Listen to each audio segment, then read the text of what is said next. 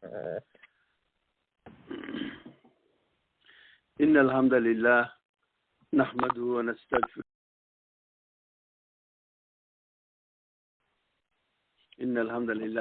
ونستغفره ونعوذ بالله من شرور أنفسنا ومن سيئات أعمالنا من يهده الله فلا مضل له ومن يضلل فلا هادي له وأشهد أن لا إله إلا الله وحده لا شريك له وأشهد أن محمدا عبده ورسوله أرسله بالحق بشيرا ونذيرا بين يدي الساعة من يطع الله ورسوله فقد رشد ومن يعص الله ورسوله فقد غوى قال الله تعالى في كتابه الكريم بعد أعوذ بالله من الشيطان الرجيم بسم الله الرحمن الرحيم إن الله وملائكته يصلون على النبي يا أيها الذين آمنوا صلوا عليه وسلموا تسليما فاللهم صل على محمد عبدك ورسولك صل على المؤمنين والمؤمنات والمسلمين والمسلمات والأحياء منهم وأموات أما بعد قال الله تعالى في كتابه الكريم أعوذ بالله من الشيطان الرجيم بسم الله الرحمن الرحيم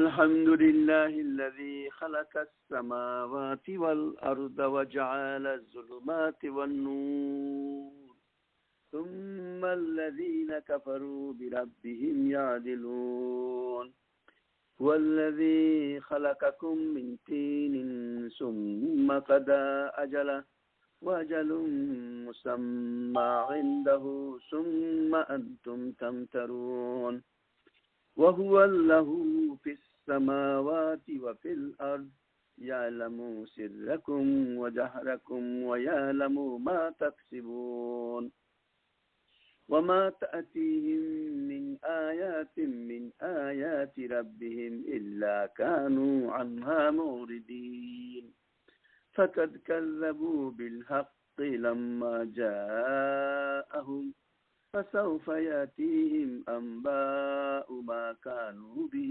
يستهزئون صدق الله العظيم সম্মানিত বোনেরা আসসালামু আলাইকুম ওয়া রাহমাতুল্লাহি ওয়া বারাকাতুহু আমি আপনাদের সামনে প্রায় 6 মাস নামাজের খুঁটিনাটি বিষয়ে আলোচনা করেছি এবং গত সপ্তাহে তা শেষ হয়েছে। আজকে আমরা আপনাদের সামনে এই মুহূর্তে সূরা আনআমের প্রথম কয়েকটি আয়াত আমি তেলাওয়াত করেছি। আপনারা বুঝতেই পারছেন যে আমরা এখন থেকে সূরা আনআম আলোচনা করব যদি আল্লাহ তৌফিক দেন। সূরা আনআম আলোচনা করার পূর্বে আমি এজ এ রিমাইন্ডার আমার নিজের জন্য এবং আমাদের সবার জন্য এই ইলম কতটা আমাদের জন্য পরিচিত, আমাদের জন্য কতটা দরকার এই সম্পর্কে হাদিসের আলোকে আমি দুই একটি কথা বলতে চাই। বরং আজকের এই আলোচনার দুইটা অংশ, প্রথমে আমরা ইলম সম্পর্কে এটার গুরুত্ব এবং এই জানাটা আমাদের উপর কতটা অব্লিগেশন এবং এর ফায়দা কি তা সম্পর্কে কিছু হাদিস আমি আলোচনা করতে চাই যদি আল্লাহ তৌফিক দেন।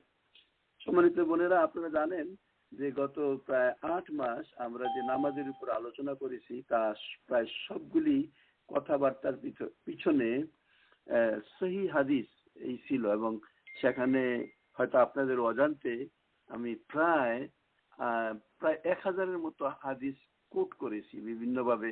পুরো হাদিস না বললেও হাদিসের যেই মতন অর্থাৎ তার যে মূল বক্তব্য সেটা আমি আপনাদের সামনে তুলে ধরেছিলাম। আল্লাহ কাছে সেই কনক্লুডিং সেশনে আমি আল্লাহর কাছে ক্ষমা প্রার্থনা করেছি যদি আমার এই আলোচনায় কোনো ত্রুটি থেকে থাকে তাইলে যেন আল্লাহ আমাকে ক্ষমা করে দেন। আর আপনাদের কাছেও আবেদন ছিল যে এত লম্বা আলোচনায় যদি আপনাদের কাছে কোনো ডিসক্রিপেন্সি বা কিছু মনে হয় সেটা যাতে আপনারা আমাকে জানান। আলহামদুলিল্লাহ, আজকে আমরা এই কোরআনের আলোচনা যেহেতু দীর্ঘ অনেক দিন থেকে আমি কোরআন থেকে আপনাদের সামনে আলোচনা করি না, আপনারা জানেন এর আগে আমি অনেকগুলি সূরা শেষ করেছি কিন্তু সূরা আল আনআম আমি আপনাদের সামনে আলোচনা করিনি। এই জন্য আমি নেক্সট প্রায় 6 মাস হয়তো বা যে কদিন লাগে সূরা আনআম আলোচনা করব। আসলে এই জ্ঞান বা ইলম আমাদের জানা উচিত, অর্থাৎ এই জানার নামই ইলম, মানে কোনো বিষয় সম্পর্কে অবগত হওয়া বা অবহিত করানো, এটাই হলো জ্ঞান। ইলম অর্জনের দ্বারা মহান আল্লাহ রাব্বুল আলামিনকে চেনা যায়। আল্লাহকে চিনতে হইলে ইলম লাগবে, এবং তার এই হুকুম ও নির্দেশিত পথে চলতে গেলেও আমাদের ইলম লাগবে, এবং এটা দুনিয়া এবং আখিরাতের একমাত্র কামিয়াবি হাসিল করার মাধ্যম। ইলম, ইলম কোথায়? ইলম যা মহাগ্রন্থ আল কোরআন এবং সহি সুন্নাতে রয়েছে। এবং আমরা জানি এই ইলম হাসিল করা প্রত্যেকটি মুসলমানের উপর ফরজ। এই হাদিসে আমি একটু আলোচনা করব। প্রিয় বোনেরা, আল্লাহর রাসূল সাল্লাল্লাহু আলাইহি ওয়াসাল্লাম এই ইলম বা জ্ঞান হাসিল করার উপর বেশ অনেক স্ট্রেস দিয়েছেন, অনেক কথা বলেছেন, অনেক হাদিস তিনি বর্ণনা করেছেন। দু একটি হাদিসের অংশ আমি আপনাদের সাথে রিপিট করি। আল্লাহ রাসূল বলছেন, মান ইউরিদুল্লাহু বিহি খায়রান ইফাক্কিহু ফিদ্দীন। এটা খুব ছোট্ট একটা হাদিস, আপনারা ইচ্ছা করলে মুখস্থ করতে পারেন। মান ইউরিদুল্লাহু বিহি খায়রান, আল্লাহ বলছেন, আল্লাহ রাসূল বলছেন, আল্লাহ যার কল্যাণ চান, খায়ের চান, মঙ্গল চান, ইফাক্কিহু ফিদ্দীন, তাকে দ্বীনের, ইসলামের, ধর্মের জ্ঞানে সমৃদ্ধ করেন, তাকে জ্ঞান দান করেন, যদি আল্লাহ খায়ের চায়, কারণ মঙ্গল চায়। আর আজকের আলোচনা যখন আমি সূরা আম শুরু করব, প্রথম আয়াত এই সম্পর্কে আছে, এটা আমরা একটু তারপরে যে আয়াতে আল্লাহ বলছেন ওয়াজআলা যুলুমাতি ওয়ান নূর, সেখানে আমি আরেকটু ডিটেইল আপনাদের সামনে ইনশাআল্লাহ আলোচনা করব। অন্য এক হাদিসে আল্লাহ রাসূল বলেন, যে ব্যক্তি এই ইলম অন্বেষণের জন্য কোনো পথ ধরে, আল্লাহ তার জন্য এর দ্বারা জান্নাতের পথ সহজ করে দেন। আপনি ইলম হাসিল করার মানে সিনসিয়ারলি পথে অগ্রসর হইলেন, আসলে আপনি জান্নাতের পথে অগ্রসর হইলেন।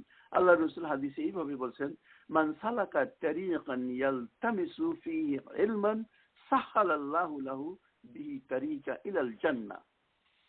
কি সুন্দর একটি হাদিস। মানে যে ব্যক্তি সালাকা চলে গেল, তারিকান ওই রাস্তায়, ইয়ালতামিসু ফিহি ইলমান তালাশ করার জন্য জ্ঞান বা ইলম, সাহালা সহজ করে দেন আল্লাহ তার জন্য, সাহালাল্লাহু বিহি তারিকা ইলাল জান্নাত, আল্লাহ তার জন্য জান্নাতের পথ সহজ করে দেন। আলহামদুলিল্লাহ, আল্লাহর রাসূল সাল্লাল্লাহু আলাইহি ওয়াসাল্লাম অন্য এক হাদিসে বলছেন যে যে ব্যক্তি কেবলমাত্র কল্যাণকর ইলম, ইলমুন নাফিয়া যাকে বলে, শেখার জন্য অথবা শিক্ষা দেওয়ার উদ্দেশ্যে সকালবেলায় মসজিদে যায়, তার জন্য এমন একজন হাজির সমপরিমাণ সওয়াব রয়েছে, যিনি তার হজকে পরিপূর্ণভাবে আদায় করেছেন। হাদিসে এইরকম ভাবে বলছেন, মান গাদা ইলা মসজিদে লা ইউরিদু ইল্লা আন ইয়াতাআল্লামা খায়রান আও ইয়ালামু কানা লাহু কা আজরিন হাজ্জাত তাম্মা হিজ্জাত। তাহলে দেখা যায় যে এখানে মসজিদের কথা বলা হচ্ছে। আমরা ঘরে বসেও অনেক ক্ষেত্রে দেখা যায় ওই ক্লাসগুলি আমরা অ্যাটেন্ড করতে পারি যা মসজিদে হওয়ার কথা ছিল। মসজিদে হলেই তার পরিবেশটা সুন্দর হতো, কিন্তু আমাদের তো আসলে সেখানে যাওয়ার সুযোগ নাই সব সময়। কিন্তু আল্লাহর রহমতে বর্তমানে এই টেকনোলজি অ্যাডভান্সমেন্টের কারণে আমরা অনেক ফায়দা তার থেকে উঠাতে পারি।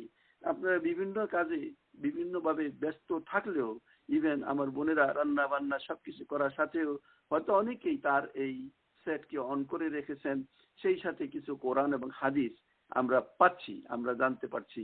আলহামদুলিল্লাহ, আল্লাহ রাসূল সাল্লাল্লাহু আলাইহি ওয়াসাল্লামের এই কথাগুলি আমরা দেখি যে আমরা যে উদ্দেশ্যে আসছি সেই উদ্দেশ্যটা এমনি মসজিদে না গেলেও কিছুটা, আমি বলবো না যে পুরাটা হয়, এবং তার কিছুটা অংশ আমরা এখান থেকে আলোচনা করতে পারি, বুঝতে পারি। আল্লাহ রাসূল সাল্লাল্লাহু আলাইহি ওয়াসাল্লাম বলছেন, বনি ইসরাইলের সম্পর্কে উদাহরণ দিচ্ছেন। দুই ব্যক্তি সম্পর্কে জিজ্ঞাসা করা হলো, যাদের একজন ছিলেন আলিম, তিনি ফরজ সালাত আদায় করতেন, অতঃপর বসে লোকদেরকে উত্তম জ্ঞান শিক্ষা দিতেন। পক্ষান্তরে অপরজন এমন ছিলেন, তিনি ছিলেন আবেদ, তিনি দিনে রোজা রাখতেন এবং রাতে কিয়ামুল লাইল করতেন, অর্থাৎ নফল রোজা ও নফল সালাতে আদায় করতেন। এদের মধ্যে কে অধিক উত্তম?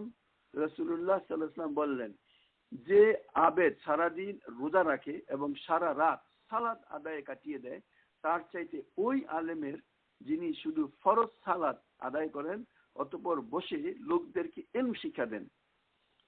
ফাজিলাত রয়েছে এরূপ আমল আমাদের জানা দরকার, যে সম্পর্কে আল্লাহ রাসূল এই কথাটা বলছেন। ফাদ্দালা হাদাল আলেম, বলছেন তিনি এই আলেমের আলেমের মর্যাদা, স্ট্যাটাস, আল্লাযী ইউসাল্লিল মাকতুবা, যে ব্যক্তি তার ফরজ নামাজ আদায় করে, সুম্মা ইয়াজলিসু ফায়ুআল্লিমুন নাসা খায়রা, বসে এবং মানুষকে ভালো জিনিস শিক্ষা দেয়, আলা আবিদিন আল্লাযী ইয়াসুমুন নাহার, ওই ব্যক্তির চেয়েও বেশি যে ব্যক্তি দিনে রোজা রাখে, ওয়া ইয়াকুমুল লাইল, রাতে তাহাজ্জুদ পড়ে, ফাদলি আলা আদনাকুম রাজুলা, খুব সুন্দর। তিনি বলছেন এমন যে তার ফজিলত, যে তোমাদের একজন সাধারণ মানুষের উপর আমার যে ফজিলত, আল্লাহ রসুল সাল্লাল্লাহু আলাইহি ওয়াসাল্লামের যে ফজিলত, তাহলে দেখা যায় এটা কত বড় মর্যাদা সম্পন্ন। তিনি অনেক হাদিসে বলছেন তোমাদের সাধারণ ব্যক্তির উপর আমার যতখানি মর্যাদা, ঠিক তেমনি একজন আলিমের মর্যাদা একজন আবিদের উপর। অতঃপর রাসূল সাল্লাল্লাহু আলাইহি ওয়াসাল্লাম বলেন নিশ্চয়ই আল্লাহর রহমত বর্ষণ করেন এবং তার ফেরেশতাগণ এবং আসমান জমিনের অধিবাসীরা, এমনকি গর্তের পিঁপড়া এবং পানির মাছ পর্যন্ত সেই ব্যক্তির জন্য দোয়া করে যে মানুষকে কল্যাণকর ইলম শিক্ষা দেয়।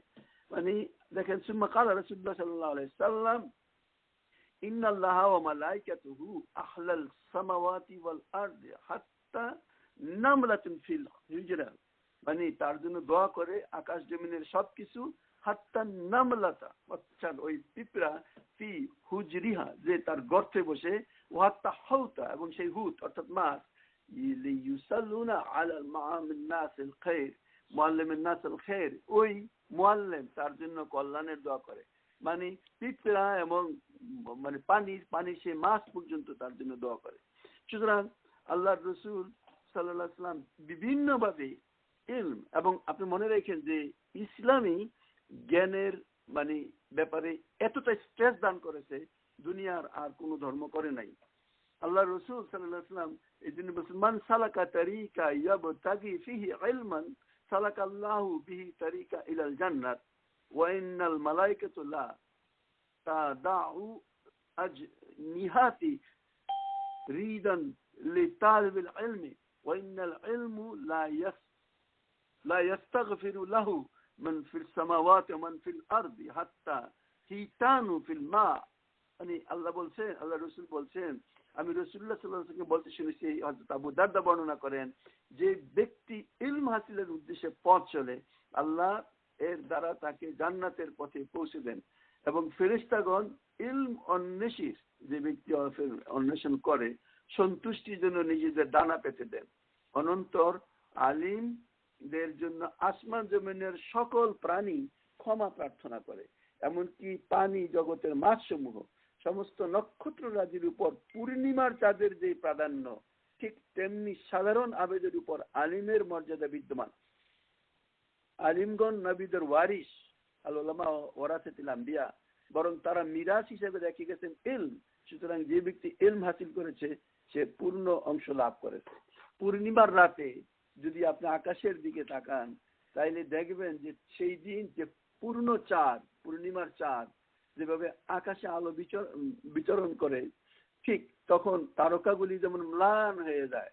আল্লাহর রাসূল এই হাদিসের মাধ্যমে বলছেন যে এই ব্যক্তি আলেম, তার মর্যাদাও ঠিক ওই চাঁদের ন্যায়, আর বাকি আবেদের সাথে তুলনা করেছেন তারাও সেই তারকার ন্যায়। কত মানে মর্যাদা সম্পন্ন এই কথাটা আল্লাহ রাসূল বলছেন। তিনি আর জায়গায় বলছেন, যখনই কোনো একটি দল আল্লাহর ঘরসমূহের মধ্যে কোনো একটি ঘরে একত্রিত হয়ে আল্লাহর কিতাব পাঠ করে এবং পরস্পর তা নিয়ে আলোচনায় রত থাকে, তখনই আল্লাহর পক্ষ হতে তাদের উপর প্রশান্তি অবতীর্ণ হয় এবং তাদেরকে রহমত ঢাকে ফেলে। ফেরেশতাগণ তাদেরকে ঘিরে ফেলেন এবং মহান আল্লাহ ফেরেশতাগণের নিকট তাদের কথা উল্লেখ করেন। হাদিস কত সুন্দরভাবে এই জ্ঞান হাসিল করার জন্য আমাদেরকে নির্দেশ দিচ্ছে। বলছেন ওমা ইয়াজতামাউ কাওমু ফি বুয়ুতিন মিন বুয়ুতিল্লাহ, হয় যখন কোন গ্রুপ লোক একত্রিত আল্লাহর কোন একটা ঘরে, ইয়াতলুনা কিতাবাল্লাহ, তারা আল্লাহর কিতাবকে তেলাওয়াত করে, অর্থাৎ কোরআনকে, ওয়া তাদারাসুহু বাইনাহুমা, পরস্পরের ভিতরে আলোচনা করে, নাজালাত আলাইহিমুস সাকিনা, তাদের উপর তখন নাজিল হয় প্রশান্তি, ও গাশিয়াতহুমুর রাহমা, তাদেরকে আল্লাহর পক্ষ থেকে রহমত ঢেকে ফেলে, ওয়া হাফাতহুমুল মালাইকাতু ওয়া যাকারহুমুল্লাহু ফীমান ইনদাহু, ফেরেশতাগণ তাদেরকে ঘিরে ফেলেন এবং মহান ফেরেশতারা আল্লাহর নিকট দোয়া করতে থাকেন। ওমা বলতেছেন ওমান ইতাবিহি আমালাহু লাম ইয়াসরি বিহি নাসক, অর্থাৎ ফেরেশতাগণ তাদের কথা বিভিন্ন জনের সাথে উল্লেখ করতে থাকেন। তাহলে আমরা দেখি কত গুরুত্বপূর্ণ এই জিনিস। অনেক হাদিসে আমরা খুব কমন একটা জানি যে দুই ব্যক্তি ছাড়া কারো সাথে হিংসা করা যায় নয়। প্রথম ব্যক্তি যাকে আল্লাহ ধন সম্পদ দান করেছেন এবং সেই সাথে তা আল্লাহর পথে খরচ করার মন মানসিকতা দান করেছেন। আল্লাহ রাসূল সাল্লাল্লাহু আলাইহি ওয়াসাল্লাম বলেছেন রাজুলুন আতাহুল্লাহু মালান ফাসুল্লাতা আলা হালাকাতিহি ফিল হক ওয়া রাজুলুন আতাহুল্লাহুল হিকমা, আর যাকে উইজডম দান করেছেন আল্লাহ, হিকমত দান করেছেন আল্লাহ, জ্ঞান দান করেছেন, ফাহুয়া ইয়াকদি বিহা ওয়া ইউআল্লিমুহু, সে সেটার উপর আমলও করে এবং কাজে লাগায়, মানে প্র্যাকটিক্যালি সে সেটাকে অ্যাপ্লাই করে এবং অপরকে শিক্ষা দেয়। তার কথা আল্লাহ বলছেন যে সেই ব্যক্তি মানে এমন একটা কাজ করে, যদিও হিংসা হারাম, কিন্তু এই ব্যাপারে হিংসা করার কথা বলছে। যাকে আল্লাহ সম্পদ দান করেছেন সে আল্লাহর পথে সেটাকে খরচ করে, ইলম দান করেছেন সেই ইলমকে সে মানুষের কাছে বর্ণনা করে। আমরা জানি যে মানুষ যখন মারা যায় তার সমস্ত আমল বন্ধ হয়ে যায়, কিন্তু তিনটি আমল ছাড়া, সেই তিনটি আমল হলো আল্লাহ রাসূল বলেন সাদাকাতুল জারিয়া, সেই সাদাকা জারিয়া যা কন্টিনিউয়াস মানুষকে ফায়দা দিতে থাকে, আও ইলমুন ইয়ানফাউ বিহি, যার ইলম যার দ্বারা মানুষের উপকার পাও, ও ওয়ালাদিন সালিহ ইয়াদুলা, আর সেই নেক সন্তান যে তার জন্য দোয়া করে। আলহামদুলিল্লাহ আমরা দেখি যে অন্য এক হাদিসে আল্লাহ রাসূল সাল্লাল্লাহু আলাইহি ওয়াসাল্লাম বলছেন যে শেষ জমানার মানুষের কাছ থেকে ইলম সাবধান করে বলছেন, মানুষের কাছ থেকে ইলম উঠিয়ে নেবেন না, বরং আলেমদেরকে তিনি উঠিয়ে নেবার মাধ্যমে ইলম উঠিয়ে নেবেন। অবশেষে তিনি যখন কোন আলিমে অবশিষ্ট রাখবেন না, তখন লোকেরা অজ্ঞ জাহিলদের নেতা রূপে গ্রহণ করবে। অতঃপর তাদের কাছে বিভিন্ন বিষয়ে ফতোয়া চাওয়া হবে এবং তারা তার ইলম ছাড়া ফতোয়া দিবে, ফলে নিজেরাও পথভ্রষ্ট হবে এবং অন্যকেও পথভ্রষ্ট করবে। যেটার কিছুটা রূপ আমরা এখন দেখি, বিশেষ করে যে এই টেকনোলজি সবার ওপেন মানে অ্যাক্সেস, এখন সেই ফেসবুকই ধরেন, আপনি ফেসবুকের ভিতরে চলে গেছে, এর ভিতরে অনেক কথা, অথেন্টিক কথা যেমন আসে, আনঅথেন্টিক বিভিন্ন জনের নামে যার কোনো অথেন্টিসিটি নাই এরকম কথাবার্তাও আসে। কথাগুলি হয়তো তাদের দৃষ্টিতে ভালো মনে হয়, কিন্তু অনেক ক্ষেত্রে লেখা হয় যে এটা হযরত ওমর বলছেন, হযরত আলী বলছেন, বা কোনো বড় গুরুত্বপূর্ণ ব্যক্তিবর্গ ইসলামের যেমন বলছেন তাদের নামে চালিয়ে দেওয়া হচ্ছে, কোন নবীর পুরানো নবীর কথা বলছে, যা দেখা যায় সবসময়। যদি সেই ইলম সত্যি আল্লাহর রাসূল থেকে আসে, কারণ আমাদের কাছে ইলম এই ধরনের রেফারেন্স যদি এসে থাকে পূর্বে, তাহলে আল্লাহর রাসূলের মাধ্যমে আসছে, সেইটাই অথেন্টিক, অন্য কোনো অথেন্টিসিটি নাই। কোরআনে যদি থাকে ওকে, আর যদি কোনো রাসূল সাল্লাল্লাহু আলাইহি ওয়াসাল্লামের হাদিসে থাকে দেন ওকে। এছাড়া যদি কোনোভাবে মানুষ তার কাছে যতই গুরুত্বপূর্ণ মনে হোক এই জিনিসের প্রচার প্রসার করবে, তার দৃষ্টিতে সেটা খুব গুরুত্বপূর্ণ মনে হইতে পারে, লাভজনক মনে হইতে পারে, কিন্তু আল্লাহর কাছে যদি সেই জিনিস লাভ না থাকে, তাইলে কিয়ামতের দিন সেটা তার জন্য মুসিবত হয়ে দাঁড়াবে। এই জন্যই সোর্স আপনাকে দেখতে হবে, কোন সোর্স থেকে আপনি এই ইনফরমেশন নিচ্ছেন। অনেক ক্ষেত্রেই দেখা যায় সেই সোর্স আমাদের কাছে থাকে না, না থাকার কারণে আমরা শুনেই আমি সেটাকে শেয়ার করে দিলাম, শেয়ার করার দেওয়ার মাধ্যমে আমি সেই সোর্সের প্রচারক হয়ে গেলাম। জানি না এর ভিতরে যদি সঠিক কথা থাকে তাহলে আল্লাহর পক্ষ থেকে যেমন নেকি আছে, আর যদি এই কথা অথেন্টিক না হয় বা যার সম্পর্কে বা যার বর্ণনা দিয়ে সেটাকে বলা হলো তিনি যদি সেই কথা না বলে থাকেন, তাহলে হাসরের দিন সেটা তার জন্য অন্ধকার হবে। It is very dangerous.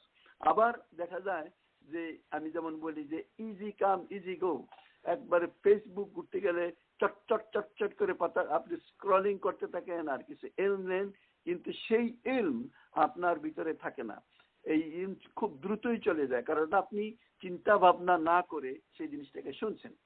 আপনি যদি কোনো একটা ইলম শিখতে চান, ইভেন আপনি দেখবেন যে আপনি যদি সেই কথাটাকে লিখেন তাহলে 4 বার পড়ার সমান হয়ে যায়। আপনি লেখার কারণে কখনো ভুলবেন না। আমি আপনাদের সামনে যে কথাটা বলছি যে এই সূরা আল আনআম যে আমি শুরু করব আপনাদের সামনে, সম্মানিত বোনেরা, আমি দেখেছি আমার এই বোনদের ভিতরে অনেকের সাথেই মানে অনেকেই কমন রেগুলার মানে এই প্রোগ্রামটাতে থাকেন। আমার মনে হয় 25 থেকে 30 জন যেন আমার ডাইরেক্ট স্টুডেন্ট বা আমার খুব আদরের শ্রোতা আমি তাদেরকে মনে করি, এবং তারাও আমাকে খুব আপনজন মনে করে। এটা আমার কাছে মনে হয় কেউ হয়তো এক্সট্রা আসে, কখনো কখনো যায়, কিন্তু একটা গ্রুপ এর ভিতরে আমি দেখেছি যে তারা রেগুলারই থাকেন। তাদের সম্পর্কে আমি বলছি, যদি পারেন আবারও বলছি, যদি পারেন আপনারা কাগজ কলম নিয়ে বসেন। আমি আপনাদের সামনে সূরা আনআম ইনশাআল্লাহ যে আলোচনা করব, এই আলোচনার ভিতরে প্রত্যেকটি শব্দের শাব্দিক অর্থ আমি আপনাদেরকে বলবো। আপনারা যে চট করে সেই শাব্দিক অর্থটা টুকে রাখতে পারেন, পরবর্তীতে যদি পড়েন শুধু ওই শাব্দিক অর্থ দ্বারাই আপনাদের রিমাইন্ডার হবে যে এই আয়াতটার মর্মটা কি ছিল। এবং এটা আপনি করতে পারেন, এটা আপনার জন্য খুব কঠিন কিছু না। আপনাকে ইফোর্ট যদি দেন তাহলে আপনি রিটার্ন অবশ্যই পাবেন। সেই জন্যই আমি এটাকে, এবং আপনারা জানেন যে আমার যে সিস্টেম, আমি চেষ্টা করি যে এই প্রত্যেকটা আয়াতকে ভেঙে ভেঙে টুকরা টুকরা করে তার শাব্দিক অর্থ বলার জন্য। এবং একটা শাব্দিক অর্থ যদি বারবার আমি বলি তাহলে আপনাদের ব্রেনে সেই জিনিসটাকে বসে যাবে।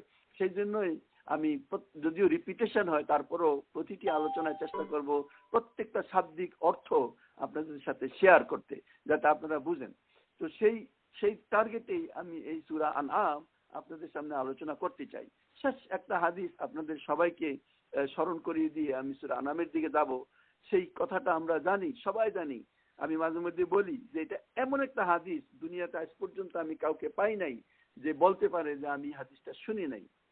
আনাস ইবনে মালিক قال قال رسول الله صلى الله عليه وسلم, হযরত আনাস ইবনে মালিক রাদিয়াল্লাহু থেকে বর্ণিত, তিনি বলেন রাসূলুল্লাহ সাল্লাল্লাহু আলাইহি ওয়াসাল্লাম বলছেন তালাবুল ইলমি ফরিদাতান আলা কুল্লি মুসলিম, জ্ঞান অর্থাৎ জ্ঞান শিক্ষা করা প্রত্যেক মুসলিমের উপর ফরজ।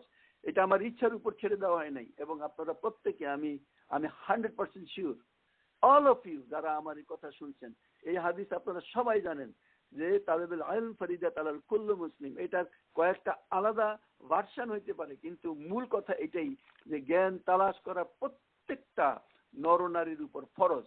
এই কথাটা আমরা জানি। সুতরাং আমরা এই মুহূর্তে সেই নিয়তেই বসবো যেই নিয়তে আল্লাহ রাসূল সাল্লাল্লাহু আলাইহি ওয়াসাল্লাম এই হাদিসগুলির ভিতরে বলছেন। অর্থাৎ এই ইলম হাসিল করব, কিন্তু টার্গেট সত্যকে জেনে তার উপর অ্যাক্ট করা, আমল করা, তার উপর নিজেদের জীবনকে সেইভাবে গড়ে তোলা। ওইটাই যদি আমরা না করতে পারি তাহলে এর কোনো ফায়দা নাই। আমরা আলহামদুলিল্লাহ সেই নিয়তেই বসছি। জানবো, জানার মূল টার্গেট আমাদের হবে যে আমরা এই জিনিসটা জানতে চাই।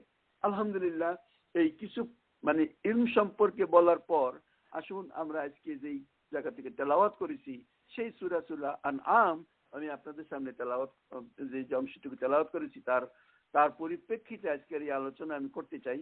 আমরা সূরা আল আনআম, এটা 165টা আয়াত আছে, এবং এটি মক্কি জীবনের একবারে শেষ পর্যায়ে। অর্থাৎ আমরা জানি যে আল্লাহর রাসূল সাল্লাল্লাহু আলাইহি ওয়াসাল্লাম যখন মক্কায় নবুয়ত পেলেন তখন তিনি সেই দাওয়াতি কাজ করতেন। প্রথম 3 বছর তিনি গোপনে দাওয়াতি কাজ করেছেন। তারপরে 2 বছর তিনি মোটামুটি কিছুটা প্রকাশ্যে ঘোষণার পর তিনি দাওয়াতি কাজ করেছেন, এবং এই সময় বেশ চরম বিরোধিতা শুরু হয়, এবং এই বিরোধিতা অনেকটা ঠাট্টা বিদ্রুপ তামাশা এইরকম পর্যন্ত, গালিগালাজ, মিথ্যা প্রচারণা ইত্যাদি পুরো সীমাবদ্ধ ছিল, এবং শেষ পর্যন্ত স্টার্ট হয়। তাহলে এই 3 আর 2 এই 5 বছর, এইটাকে আমরা ভাগ করতে পারেন। পরবর্তী 5 বছর রাসূল সাল্লাল্লাহু আলাইহি ওয়াসাল্লামের, অর্থাৎ প্রথম থেকে 10ম হিজরি পর্যন্ত এই সময়টা খুব চরম আকার ধারণ করে। মক্কার কাফেরদের জুলুম নির্যাতন এত কঠিন ছিল যে বহু সাহাবী শেষ পর্যন্ত হিজরত করে সেই অন্য জায়গায় চলে যেতে বাধ্য হয়। রাসূল সাল্লাল্লাহু আলাইহি ওয়াসাল্লামের অবস্থাও এমন ছিল যে তিনি তার সঙ্গী সাথী যারা আছে তাদেরকে নিয়ে এই সময়টার ভিতরে আপনি সেই মক্কার শিবে তালেব তার ভিতরে আশ্রয় নিতে বাধ্য হন।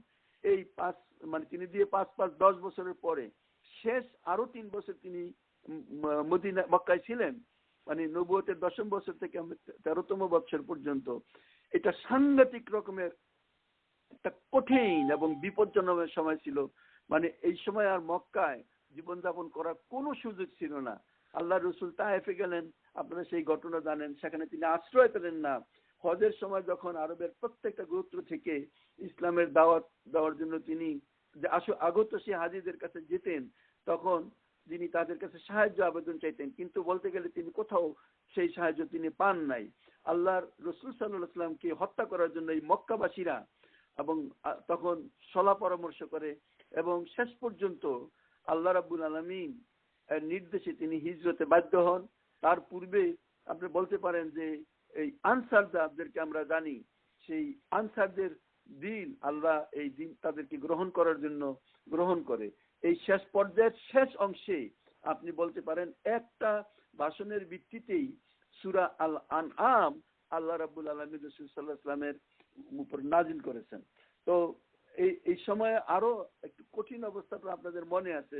এই সময় রাসূল সাল্লাল্লাহু আলাইহি ওয়াসাল্লামের যে বিবি হযরত খাদিজা রাদিয়াল্লাহু আনহা তিনি বেঁচে ছিলেন না, এবং যাকে যিনি তাকে এত শেল্টার দিয়ে রেখেছেন আবু তালেব, মানে আবু তালেব তখন বেঁচে ছিলেন না।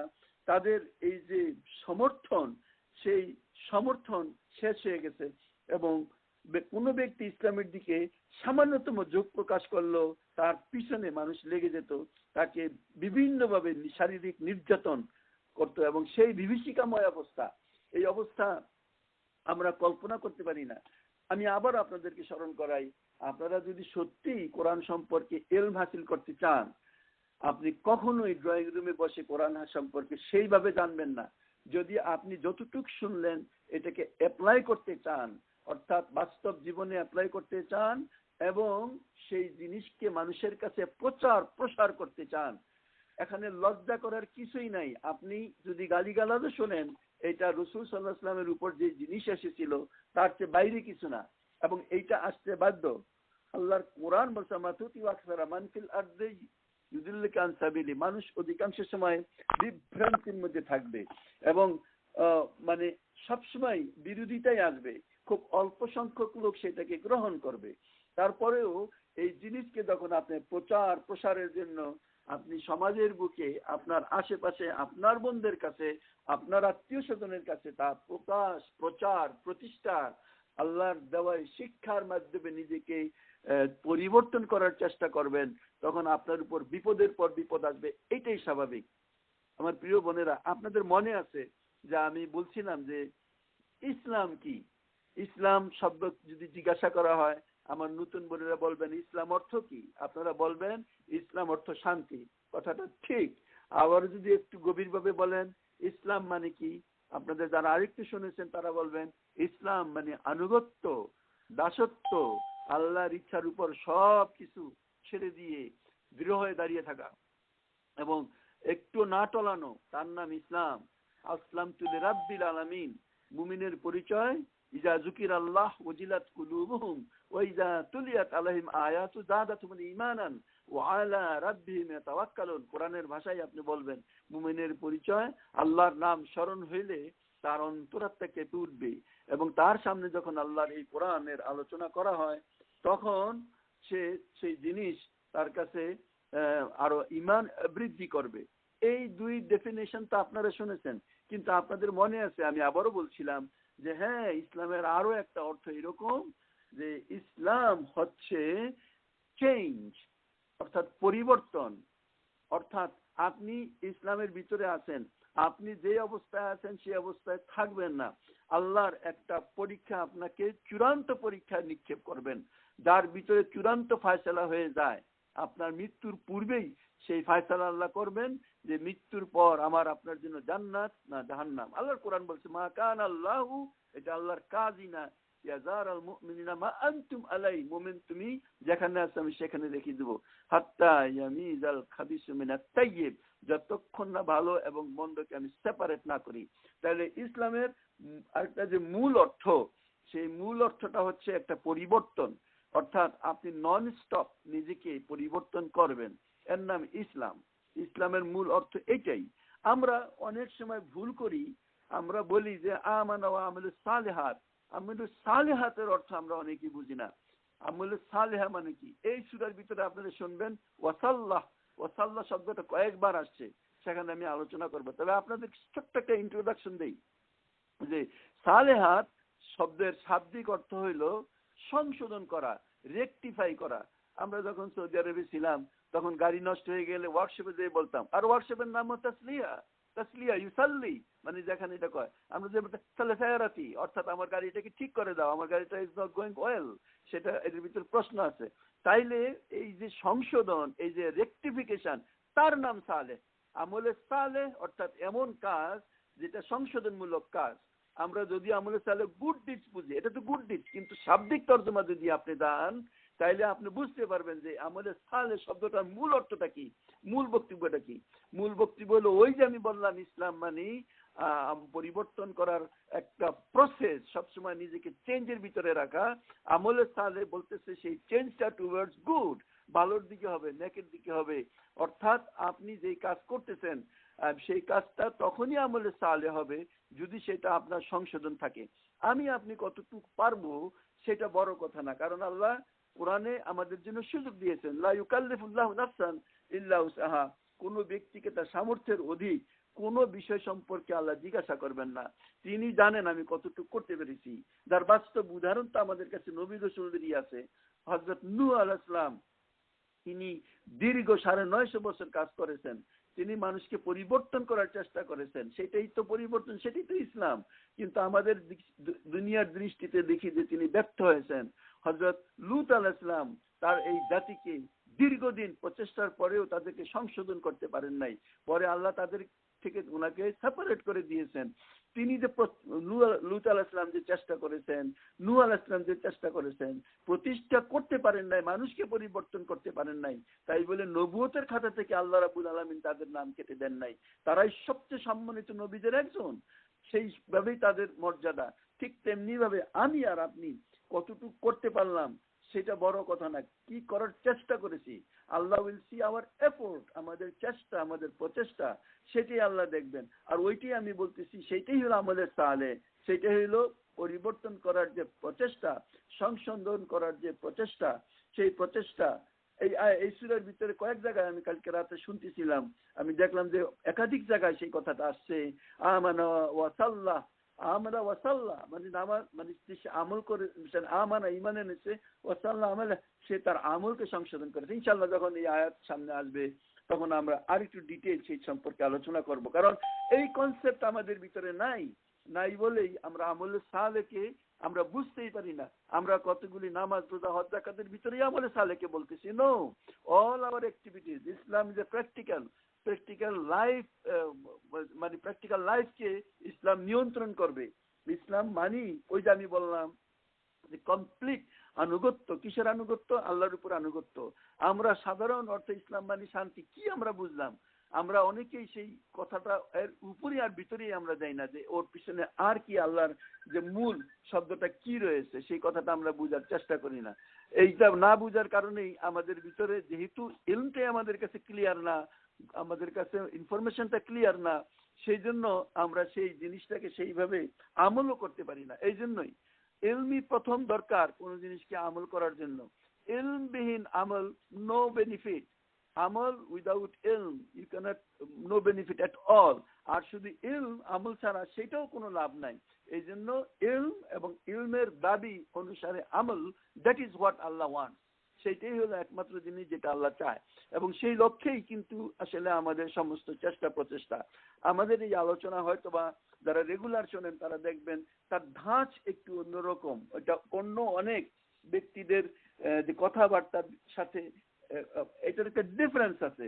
এটা টুয়ার্ডস প্র্যাকটিক্যাল লাইফ আমরা এই আলোচনা নিতে চাই, এবং এর যে বিভিন্ন স্তর আছে সেই স্তরের মাধ্যমে আমরা সেই পর্যায়ে পৌঁছার আমরা আপ্রাণ প্রচেষ্টা চালাই, এবং এটা একটা নন স্টপ প্রসেস। আল্লাহ কোরআনে পরিষ্কার করে বলছেন, ওয়াযাক্কির ফাইন্না যিকরা তানফাউল মুমিনিন, অর্থাৎ স্মরণ করা, স্মরণ মুমিনের জন্য কল্যাণকর।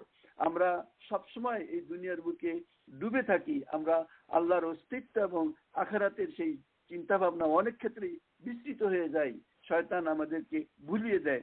সম্মানিত মনেরা, আপনাদের মনে আছে যে আমি বলছি যে শয়তানের মূল কাজ কি? আবারও স্মরণ করাই দিই, শয়তানের মূল কাজ একটাই, সেটা হইল সে তার স্বার্থকে উদ্ধার করার জন্য, তার স্বার্থ হইল সে আমাকে আপনাকে সবাইকে নিয়ে জাহান্নামে যাবে। এইটাই হলো তার, সে তার দলকে নিয়ে জাহান্নামে যাবে, এটাই তার টার্গেট। এবং সেই কাজটা করার জন্য সে আমাকে আপনাকে আল্লাহর স্মরণ থেকে গাফিল করে। কোরআনের ভাষায় ইস্তাওয়াজ আলাইহিমুশ শাইতান, শয়তান কিছু মানুষের উপর চেপে বসেছে ফাআনসাহুম যিকরাল্লাহ, আল্লাহর স্মরণ থেকে গাফিল করে রেখেছে। তো তাদের কি আল্লাহ বলছে উলাইকা হিজবুশ শয়তান, এরাই শয়তানের দলের লোক।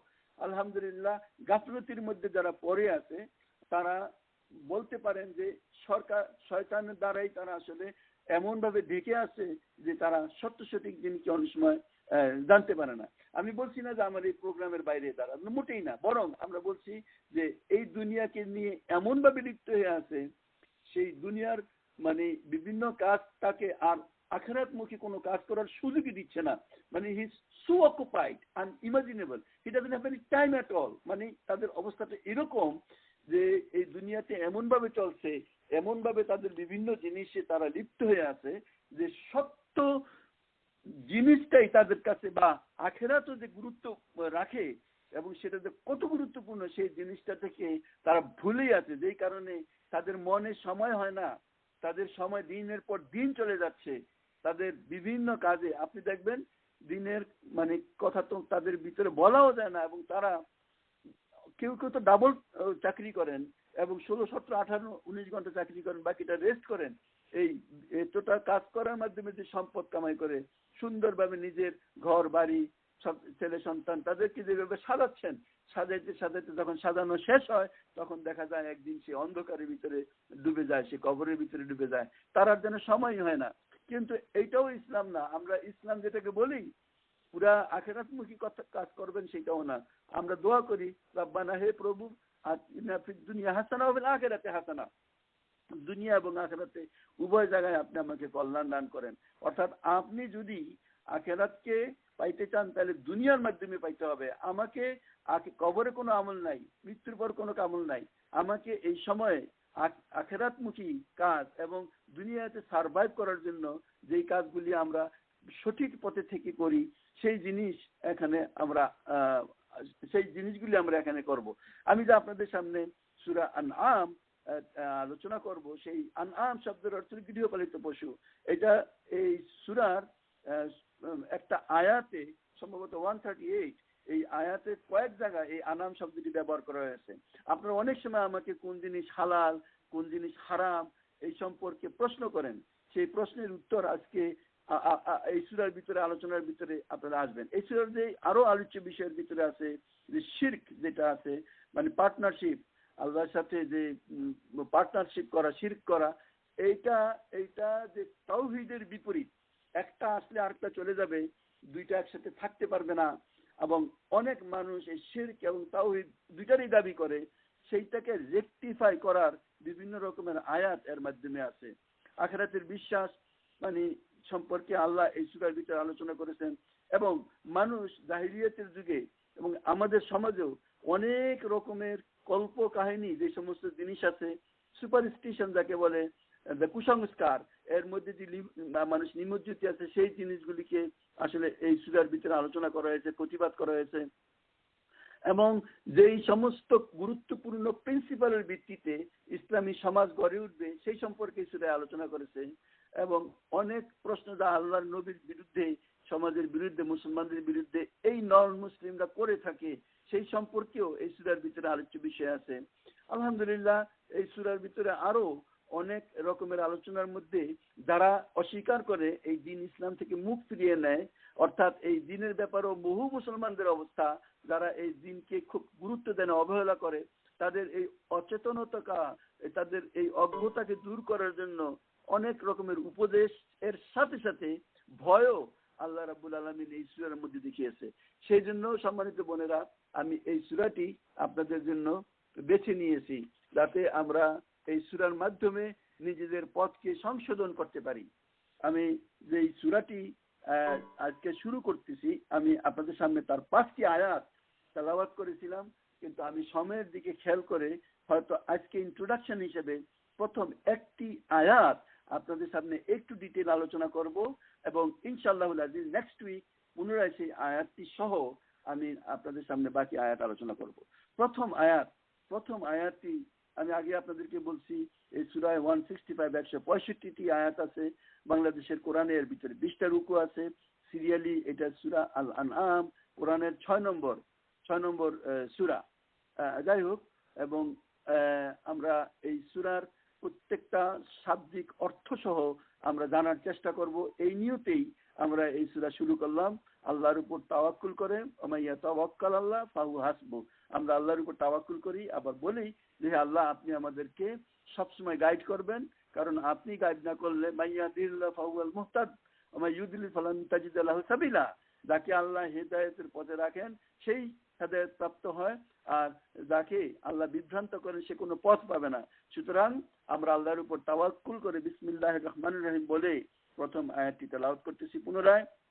আল্লাহ বলছেন, আলহামদুলিল্লাহিল্লাযী খালাকাস সামাওয়াতি ওয়াল আরদা ওয়া জাআলাজ যুলুমাতি ওয়ান নূর সুম্মাল্লাযীনা কাফারু বিরাব্বিহিম ইয়াদিলুন। প্রথম আয়াতের সাথে আমরা পরিচিত, আমরা সবসময় পড়ি আলহামদুলিল্লাহ। হামদ শব্দের অর্থ হলো প্রশংসা। আল শব্দ যখন ব্যবহার করা হয় তখন সমস্ত প্রশংসা সম্পর্কে বলছেন। সমস্ত প্রশংসা কার? লিল্লাহি, ওই আল্লাহর।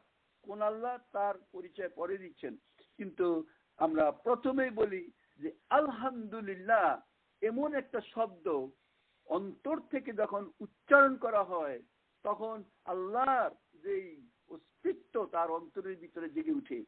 সমস্ত কিছুর রুট যা আমরা পেয়েছি, যা আমরা ভোগ করতেছি, আকাশ জমিনের যত কিছু আছে, প্রত্যেকটা জিনিস যখন আপনি তাকাবেন, আপনি যখন খাবেন, খাওয়ার পরে যখন আলহামদুলিল্লাহ বলবেন, আপনি খুব ভালো খাবার খেয়েছেন, আজকে খুব মুখরোচক বিভিন্ন রকমের স্বাদের জিনিস খেয়েছেন, কিন্তু সেই জিনিসের কোনোটারই অরিজিন তৈরিকর্তা কোনো মানুষ নয়, আল্লাহ আপনাকে সেই জিনিসটা দিয়েছেন, আপনি শুধু তাকে রূপান্তর করে সেই জিনিসকে খেয়েছেন।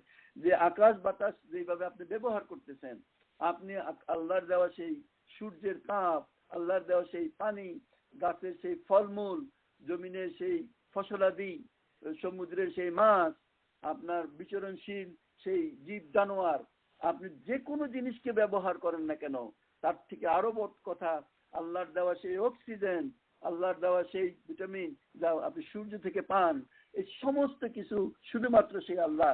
এবং তিনি এই সবগুলি জিনিসকে এমন ভাবে আমাদেরকে দান করেছেন যে একটা পরিমাণ মতো, এবং তিনি অন্য জায়গায় বলছেন আল্লাযী খালাকা ফাসাওয়াহা, একটা ব্যালেন্স, খালাকাহু ফাসাওয়া, এবং খালাকাল যাকারা ওয়া উনসা, এবং পুরুষ নারী যেভাবে সৃষ্টি করেছেন, ওমিন আয়াতি আন খালাকালাকুম মিন আনফুসিকুম আজওয়াজান, তার ভিতরেও আপনি দেখবেন যে আকর্ষণ আপনি ফিল করেন, সেই জিনিসটাও আল্লাহ। অর্থাৎ কোন ব্যক্তি যদি ব্রেন খুলে আল্লাহর বিভিন্ন জিনিসের দিকে তাকায়, সে প্রত্যেকটা জিনিসের ভিতরে আল্লাহর করুণা, রহমত, দয়া, মায়া এবং আমাদের প্রতি যে আল্লাহর যে সমস্ত নিয়ামত, সেই জিনিসগুলি সে উপলব্ধি করবে। মূর্খ যে ব্যক্তি গভীরভাবে চিন্তা করে না, সে তো মনে করে সবই তো আমি অটোমেটিক পেয়েছি। নো, আপনি অটোমেটিক কিছু পান নাই।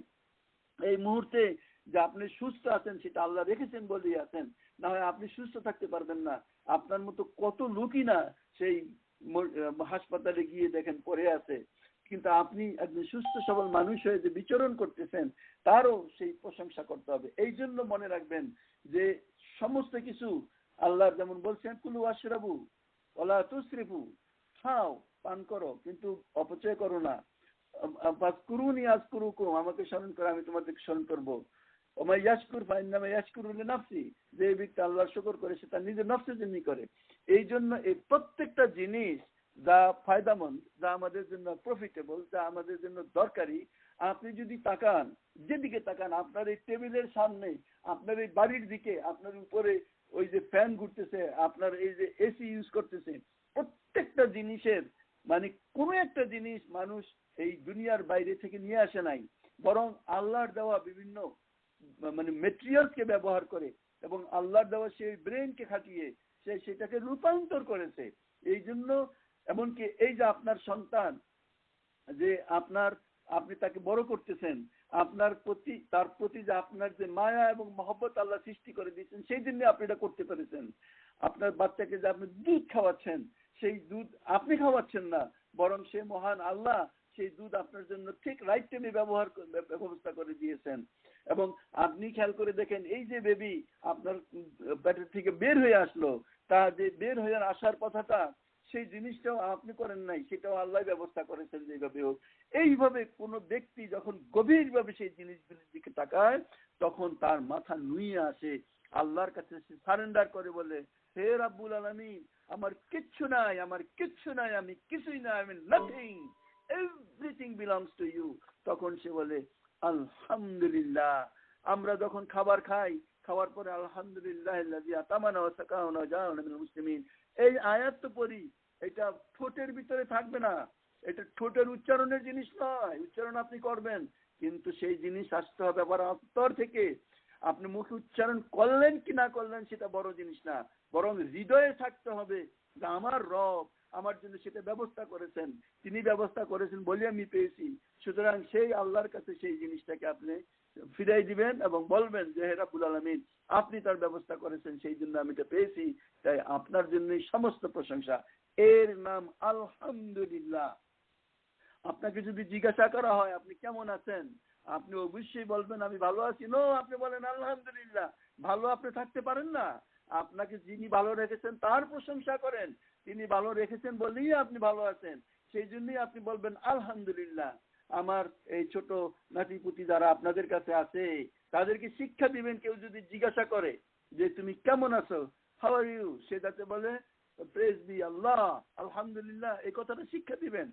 আমি বলি তো, যেই ঘরের বাচ্চাকে আমি জিজ্ঞাসা করি যখন আপনাদের কারো কারো বাড়িতে আমি যাই, এই তুমি কেমন আছো, যখন বলে হ্যাঁ গুড, তখন আমি বলি যে না, আমার এই বোন তার বাচ্চাদেরকে সঠিক জিনিস শিখায় না, প্র্যাকটিস করায় না, তার ঘরের ভিতরে আল্লাহর শকর নাই, তাকে শিক্ষা দিতে হবে, বলতে হবে, যে তাকে অন্তর থেকে বলতে হবে।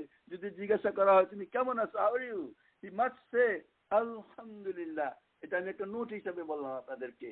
আপনারা এইভাবে নিজের ঘরটাকে ঠিক ইসলামের আবরণে গড়ে তোলেন, সেইভাবেই যেতে হয়। তারপরে এই আয়াতে যা বলছে আলহামদুলিল্লাহিল্লাযী, সমস্ত প্রশংসা সেই আল্লাহর জন্য, আল্লাযী যিনি খালাকা সৃষ্টি করেছেন, আস-সামাওয়াত আকাশমণ্ডল, ওয়াল আরদ জমিন, সামাওয়াত ওয়াল আরদ, এই দুইটা কথা বলছেন, কিন্তু মনে রাখবেন সামাওয়াত আকাশের প্লুরাল, আর আরদটা আমাদের একটা, আমরা দেখি, এই বলে তিনি মহাবিশ্বকে বুঝিয়েছেন, ওয়াজআলা যুলুমাতি ওয়ান নূর, এবং শুধু তাই না, তিনি এই সাথে উৎপত্তি ঘটিয়েছেন অন্ধকার এবং আলোর। খুবই গুরুত্বপূর্ণ এই কথাটা। সমস্ত আকাশ মন্ডলের যে আপনি আপার স্পেসের দিকে তাকান, আপনি সব কিছু অন্ধকার দেখবেন। এই অন্ধকার এর পরে এর ভিতরে আল্লাহ সে আলোর সৃষ্টি করেছেন। আল্লাহ নূরুস সামাওয়াতি ওয়াল আরদ, আমরা জানি এই সূরা। নূর মানে কি, এখানে সেই নূর কথাটা আসছে। নূর যার বদলে দ্রব্যের প্রকাশ ঘটে, নিজে প্রকাশিত হয় এবং অন্য জিনিসকেও প্রকাশ করে দেয়। নূর আলো, অন্ধকারের ঠিক বিপরীত জুলুমাত। আল্লাহ অন্ধকারকে প্লুরালে ব্যবহার করেছেন, আর নূরকে আলোতে ব্যবহার করেছেন। অন্ধকার হলো ওই জিনিস যা সব কিছুকে ঢেকে নেয়। সম্মানিত মনেরা, মনে রাখবেন আলোর দুইটা রূপ হইতে পারে, একটা ফিজিক্যাল আর একটা স্পিরিচুয়াল। গ্রহ নক্ষত্র চন্দ্র সূর্য এই সবগুলি ফিজিক্যাল বা বস্তুগত আলো, যার গতি আপনি বলতে পারেন প্রতি সেকেন্ডে 1,86,000 মাইল। আমাদের চোখে সব আলো চোখে ধরা পড়ে না। এই যে আপনার এক্স রে করা হয় বা অন্য আরো অনেক রকমের রে এরকম আছে, এক্স রে, বিটা রে, গামা রে, ডেল্টা রে, অনেক রকমের, যা মানুষের চোখে ধরা পড়ে না। মানুষের চোখের লিমিটেশন আছে, মানে আমাদের এই চোখ সব আলো দেখতে পারে না। আমরা তো সূর্যের আলোই দেখতে পারি না। আমরা দেখি যে আমাদের এই সূর্যের, অর্থাৎ এই স্টার যেটাকে আমরা সূর্য বলি, যেটাকে আমরা সান বলি, তার চেয়ে আরেকটু দূরে যেই একটা সূর্য আছে তার নাম সিরাজ, যা কোরআনেও যার উল্লেখ আছে সেরা। এর আলো এই সূর্যের আলোর চেয়ে 23 গুণ বেশি। এর যে টেম্পারেচার, তা সূর্যের টেম্পারেচার 15 ডিগ্রি মিলিয়ন সেন্টিগ্রেড, প্রায় 1.5 কোটি ডিগ্রি সেন্টিগ্রেড, তার 23 গুণ বেশি। কিন্তু সেটা আমাদের থেকে ডিস্টেন্স অনেক বেশি। সূর্য থেকে আলো আসতে দুনিয়াতে 8 মিনিট সাম সেকেন্ড, 1 সেকেন্ড বা 2 সেকেন্ড লাগে, আর সেই জিনিস থেকে আলো আসতে 8 বছর লাগে। সুতরাং এখানে যে আলোর কথা বলা হচ্ছে এটা মোটামুটি সব রকমের আলোর কথাই আল্লাহ এখানে বলছেন, যে এই আল্লাহর আলো আমরা অনেক সময় বুঝি না। এই আলো আমাদেরকে দেখতে হইলে নিজের ইন্টারনাল একটা আলো লাগবে। এই সপ্তাহে আমাদের মসজিদে একজন খুতবা দিয়েছেন, খুবই সুন্দর খুতবা। সেই খুতবা তিনি দিয়েছেন যিনি অন্ধ একটা ব্যক্তি, তিনি খুতবা দিলেন, এত সুন্দর একটা খুতবা। আলো এখানে দুইটা রূপ বুঝতে পারেন। একটা তো আমরা তাকে দেখতেছি, সমস্ত মসজিদ আলোকিত, লাইট জ্বালানো আছে, কিন্তু তিনি আমাদের কাউকে দেখতেছেন না, কারণ তার আউটসাইডের আলো, তার যে ইন্টারনাল চোখের আলো, সেখানে চোখের আলো নাই। আমরাও ঠিক দুনিয়ার ভিতরে যে আলো, আমার চোখে যদি আলো না থাকে তাহলে আমি দুনিয়ার আলোকে দেখতে পারি না। চাই সূর্য কত বেশি আলো দেখ না কেন, সেই মানে কি বলে চাঁদ যত আলো দেখ না কেন, আমার আপনার চোখে যদি আলো না থাকে তাহলে আমরা সেটা দেখি না। কিন্তু আরেকটা আলোর কথা এখন আছে, যে আলোটা ওই ব্যক্তির ছিল, সেটা হলো তার স্পিরিচুয়াল আলো, যে আলোর মাধ্যমে সেই কোরআন এবং হাদিসকে বুঝতে পেরেছে এবং সুন্দরভাবে, আমি এই সপ্তাহের কথাই বলছি, যে এমন সুন্দরভাবে সে সেই জিনিসগুলিকে এক্সপ্লেইন করেছে। এখানে সেই জিনিস কোত্থেকে আসলো, তার যে অজ্ঞতা সেটাকে দূর করে আল্লাহ রাব্বুল আলামিন তার ভিতরে সেই আলো দান করেছেন। এখানে এই আলো দুই রকমেরই আলোর কথা আল্লাহ বলতেছেন, ওয়া জাআলা যুলুমাতি ওয়ান নূর, তিনি সেই আল্লাহ যিনি এই অন্ধকারকে বিদূরিত করে সেখানে নূর এনেছেন। কোরআনে আল্লাহ এই আলো সম্পর্কে বিভিন্ন ভাবে বলছেন। তিনি বলছেন, ইয়া আইয়ুহান নবী, হে আমার প্রিয় নবী, ইন্না আরসালনাকা শাহিদান ওয়া মুবাশশিরান ওয়া নাযীরান দাইয়ান ইলাল্লাহি বিইজনিহি ওয়া সিরাজাম মুনিরা। আপনারা সবাই আহজাবের এই 45 এবং 46 নম্বর আয়াত জানেন। আল্লাহ বলছেন, ইয়া আইয়ুহান নবী, হে আমার প্রিয় রাসূল, ইন্না আরসালনাকা, আমি আপনাকে প্রেরণ করেছি, শাহিদান ওয়া মুবাশশিরান, সাক্ষী এবং সুসংবাদদাতা হিসাবে, ওয়া নাযীরাম, সেই সাথে সাবধানকারী সতর্ককারী হিসাবে, ওয়া দাইয়ান ইলাল্লাহ, বিইজনি, আল্লাহর ইচ্ছায় আল্লাহর দিকে এই মানুষকে ডাকার জন্য, ওয়া সিরাজাম মুনিরা, সিরাজাম মুনিরা, তিনি সিরাজ, তিনি চারাক, তিনি একটি অত্যন্ত আলোকিত সেই সম্পদ, মুনিরা যা সবকিছুকে আলোচনা করে। দেখেন আল্লাহ রাব্বুল আলামিন সূরা বাকারায় বলছেন, আল্লাহ, তিনি সে আল্লাহ, ওয়ালিউল্লাযিনা আমানু, আল্লাহ হচ্ছেন ওলি যারা ঈমানদার, ইউখরিজুহুম মিনাজ যুলুমাতি ইলান নূর, তিনি তাদেরকে অন্ধকার থেকে বের করে আলোতে নিয়ে আসে। ওয়াল্লাযিনা কাফারু, আর যারা কাফের, আউলিয়াহুমুত তাগুত, তারা হচ্ছে তাগুতের বন্ধু, ইউখরিজুনাহুম মিনান নূরি ইলাজ যুলুমাত, তারা সেই অন্ধকার থেকে, আলো থেকে মানুষকে অন্ধকারে নিয়ে যায়। This is the difference. তা আল্লাহ রাব্বুল আলামিন তার পরিচয় এখানে দিয়েছে, খালাকাস সামাওয়াতি ওয়াল আরদি ওয়া জাআলা যুলুমাতি ওয়ান নূর, এবং তিনি সেই অন্ধকারকে দূর করে সেখানে আলো দিয়েছেন। আমরা সব রকমের আলোই আমরা আলোচনা করব ইনশাআল্লাহ। তিনি বলছেন, ওয়াল্লাযী জাআলা শামসা দিয়াআন ওয়াল কামারা মুনীরা, তিনি এই সূর্যকে দিয়া অর্থাৎ বিকিরণকারী সেই আলো দিয়েছেন, কামারকে মুনীরা, সুন্দর আলো দান করেছেন। আল্লাহ রাব্বুল আলামিন এই আনজালনা ইলাইকুমুল কুরআনা নূরান মুবিনা, এই কোরআনকে নাজিল করেছেন নূর, সুস্পষ্ট নূর, সুস্পষ্ট আলো হিসেবে। আল্লাহ বলছেন, ইয়া আইয়ুহান নাস, হে মানব জাতি, কাদ জাআকুম বুরহানুম মির রাব্বিকুম, তোমার রবের পক্ষ থেকে প্রমাণ হিসেবে উপস্থিত হয়েছে এই আলো। ওয়া আনজালনা ইলাইকুম নূরাম মুবিনা, এবং তিনি বলছেন যে আমি তোমাদের কাছে সুস্পষ্ট নূর নাজিল করেছি। এই নূর সম্পর্কে আল্লাহ বলছেন, ইয়াহদি বিহিল্লাহু মান ইত্তাবা রিদওয়ানাহু সুবুলাস সালাম, এই হেদায়েত দান করেন আল্লাহ তার পথে, তার সন্তুষ্টির পথে, তার পথে তিনি দান করেন। ইউখরিজুহুম মিনাজ যুলুমাতি ইলান নূর, তিনি মানুষকে জুলুমাত থেকে বের করে নূরের দিকে নিয়ে আসেন। বিইজনিহি ওয়া ইয়াহদিহিম ইলা সিরাতিল মুস্তাকিম, তিনি সিরাতুল মুস্তাকিমের পথ দেখিয়েছেন। সেই কথাই তো আল্লাহ এখানে বলছেন, আল্লাহ তো সেই কাজটা করেছেন। ওয়া জাআলা যুলুমাতি ওয়ান নূর, তিনি সেই আলোর উৎপত্তি ঘটিয়েছেন, অন্ধকারকে হটিয়ে দিয়েছেন। অন্ধকার এবং আলো কখনো একসাথে থাকতে পারে না। হেদায়েত এবং গোমরাহি একসাথে অবস্থান করতে পারে না। আলো আসলে জুলুমাতকে যাইতে বাধ্য, হেদায়েত আসলে সে জাহিলিয়াত সেখান থেকে তিনি যেতে বাধ্য। তা আল্লাহ রাব্বুল আলামিন এই আলো দান করেছেন, দুনিয়ার আলো। তিনি আকাশে বিভিন্ন রকম যেমন আলো দান করেছেন। আপনি যদি গভীরভাবে কোরআনের দিকে তাকান, যে আয়াত কয়েকটা আমি আপনাদের সামনে রিপিট করেছি, সেই আয়াতের মাধ্যমে আপনি যে জিনিসগুলিকে দেখেন যে সেই জিনিস, এই যে সেই আলো আমাদেরকে দিতে হবে। কিন্তু যাদের ইলম নাই, জ্ঞান নাই, তাদের সম্পর্কে এই আয়াতের শেষ অংশে বলছে সুম্মাল্লাযিনা কাফারু, সুম্মা অতঃপর আল্লাযিনা যারা কাফারু মুখ ফিরিয়ে নেয় বিরাব্বিহিম তাদের রবের ব্যাপারে ইয়াদিলুন, তারা ওই সত্য যারা অস্বীকার করে তাদেরকে তাদের ইয়াদিলুন মানে সমকক্ষ হিসেবে দাঁড় করায়। সমকক্ষ ইয়াদিলুন আদল, অর্থাৎ আল্লাহ তার বর্ণনা এখানে যেইভাবে দিয়েছেন সেই জিনিসটাই আমাদেরকে বুঝতে হবে।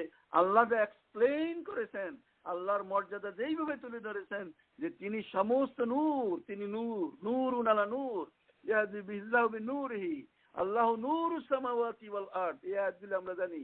সেইখানেই আমরা দেখি তিনি সবকিছুকে সৃষ্টি করেছেন না, শুধু সুস্পষ্টভাবে তার ইলম তিনি দান করেছেন যাতে আমরা সৎপথে প্রাপ্ত হইতে পারি, সত্য এবং মিথ্যাকে চিনতে পারি। আপনার অন্ধকার ঘরে যদি আলো না থাকে, আপনি কোনো একটা আসবাবপত্র আপনি খুঁজে পাবেন না, আপনাকে আলো থাকতেই হবে। ঠিক তেমনি ভাবে আপনার যদি সেই আলোকিত সমাজ না হয়, আপনার মন যদি আলোকিত না হয়, তাহলে আপনি কখনো সত্য যে জিনিস সেই জিনিসকে খুঁজে পেতে পারেন না। সম্মানিত বন্ধুরা, আমি এই সূরা আল আমের আজকে ইন্ট্রোডাকশন হিসেবে শুধুমাত্র এই কথাগুলি বললাম। আমার সময় প্রায় সমাপ্ত, কিন্তু আমি যেই জিনিস আলোচনা আজকে আপনাদের সামনে করতে চেষ্টা করেছি সেটা হইল যে এই ইলমকে নিজেদের জন্য আপনি কম্পালসারি করে নেন। আমরা যে হাদিসগুলি আলোচনা করেছি, আমরা সবাই জানি যে জ্ঞান তালাশ করা প্রত্যেক নরনারীর জন্য ফরজ। সেই ফরজের উপর আমরা আমল করব এবং আমরা সেই ফরজিয়াত আদায় করব এইভাবে, যেমন আমরা শিখবো, শিখার মাধ্যমে আমরা এটা আমাদের বাস্তব জীবনে আমরা এটা প্রতিষ্ঠা করার চেষ্টা করব এবং আল্লাহর কাছে তৌফিক কামনা করি যাতে আল্লাহ আমাদেরকে এই পথে চলার তৌফিক দান করেন। আমরা এই যে আলোচনা আজকে শুধুমাত্র একটা আয়াত করেছি, সেই আয়াতটার আবারও আমি শাব্দিক তর্জমা বলে শেষ করছি। আলহামদুলিল্লাহ, আল মানে সকল, হামদ মানে প্রশংসা, আলহামদু সমস্ত প্রশংসা, লিল্লাহি লি মানে জন্য, আল্লাহ মানে আল্লাহ, আল্লাহর জন্য সমস্ত প্রশংসা, আল্লাহর জন্য। আল্লাহর পরিচয় হিসেবে এখানে যা দেওয়া হচ্ছে আল্লাযী, যিনি খালাকা সৃষ্টি করেছেন, আস-সামাওয়াত আকাশসমূহ, ওয়াল আরদ জমি, ওয়া জাআলা এবং তিনি তৈরি করেছেন, উদ্ভাবন করেছেন, বানিয়েছেন, আজ-জুলুমাত অন্ধকার, ওয়ান নূর এবং আলো, সুম্মা কিন্তু অতঃপর, আল্লাযীনা যারা কাফারু অস্বীকার করে, বিরাব্বিহিম তাদের রবকে, ইয়াদিলুন তারা না বুঝে আল্লাহর সমকক্ষ মানুষকে তৈরি করে। আল্লাহ রাব্বুল আলামিন যাতে আমাদেরকে নূর দেন, জাতি নূর, আমাদের চোখের নূর দেন, আমাদের চিন্তার নূর দেন, আমাদের কানের নূর দেন, শোনার নূর দেন। আল্লাহর কাছে সেই কামনা করে যেই নূর আল্লাহ তৈরি করেছেন আমাদের থেকে, অন্ধকার থেকে আমাদেরকে বের করে যাতে আমাদের এই আলোতে নিয়ে আসেন। এই সূরার মাধ্যমে আমরা সেই জিনিসগুলি শিখার ইচ্ছা নিয়ে আমরা আজকের এই ইন্ট্রোডাক্টরি আলোচনা এই সূরার এখানে শেষ করি। আল্লাহর কাছে আমরা প্রার্থনা করি তিনি আমাদেরকে সত্য সঠিক পথে পরিচালিত করেন। সুবহানাকা আল্লাহুম্মা ওয়া নাশহাদু আল্লা ইলাহা ইল্লা আনতা আস্তাগফিরুকা ওয়া আতুবু ইলাইক। আসসালামু আলাইকুম ওয়া রাহমাতুল্লাহি